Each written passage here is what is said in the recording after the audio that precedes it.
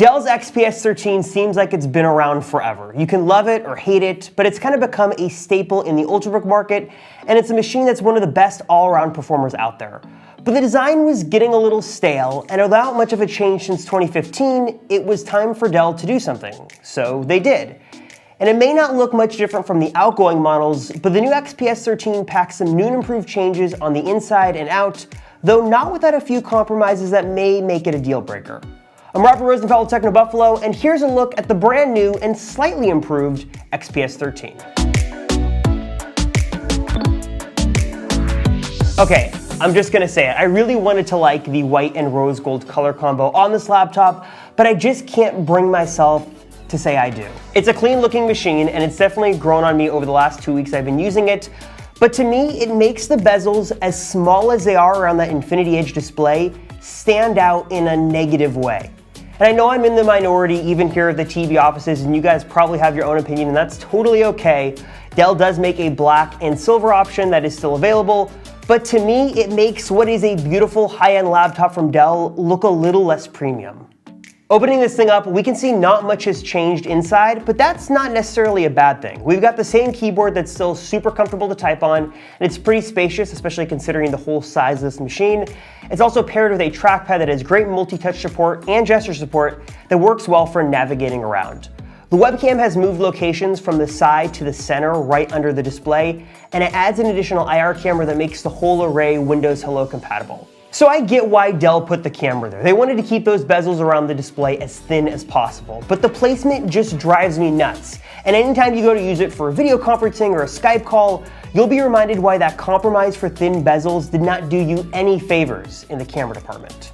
Another change on this new model, specifically on this white and rose gold one, is a new material used for the wrist rest area. The carbon fiber used on the black model is swapped for a new woven fiberglass material that's supposed to be light and durable and also withstand some dirt. It feels pretty comfortable, though I'm personally more a fan of the feel and finish of the carbon fiber model. It's purely subjective. You're getting the same super high quality display on this model that we saw on the last gen, but if you can spend a little bit more money when you go to purchase, I'd highly recommend paying for the 4K Ultra HD panel over the standard 1080p. Both get super bright, both look good, but that 4K panel just looks exceptionally good. The optional fingerprint reader from last year's model has also swapped locations. It's not sitting on top of the power button, which is nice. It works well, and if you're not crazy about the Windows Hello camera unlocking, it's a good alternative. And now it comes standard on all models, which is super nice. The guts of this machine have also been refreshed. Intel's latest processor sits inside, giving you the ability to option up an i7 processor and up to 16 gigs of RAM when you go to buy.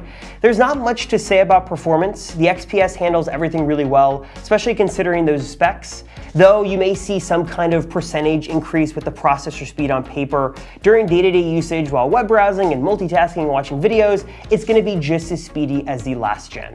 And if you want to see a little bit more about how the XPS 13 could handle something like Premiere Pro or gaming, you can click the link down below to check out my other review I did on the last gen XPS 13. It's all pretty much the same, except for when it comes to I/O. The biggest change to this refresh is actually on the side of the machine. The USB Type-A port and Dell Barrel power connector have been replaced with USB Type-C ports. There's two of them here. Both these ports are Thunderbolt 3 compatible, so they can be used for data, charging, and even capable of running an eGPU. We looked up a Razer Core at our offices here, and it worked almost completely plug and play, allowing this machine to be a real contender for that best of both worlds gaming machine. You can have your light, portable computer that you can take around with you, but come home, dock it with one cable, and it can become a more powerful contender for a real gaming PC.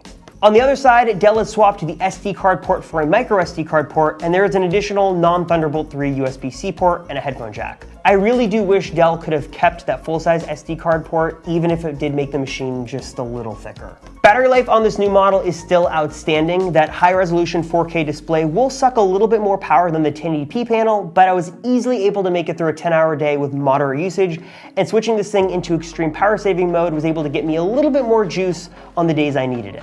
The rest of this laptop is exactly the same as previous models, and again, that's not a bad thing.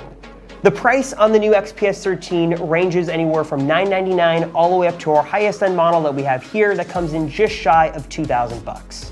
In every tier though, you're getting a good amount of performance for your dollar, even with the base model having an i5, 4 gigs of RAM, and an SSD inside.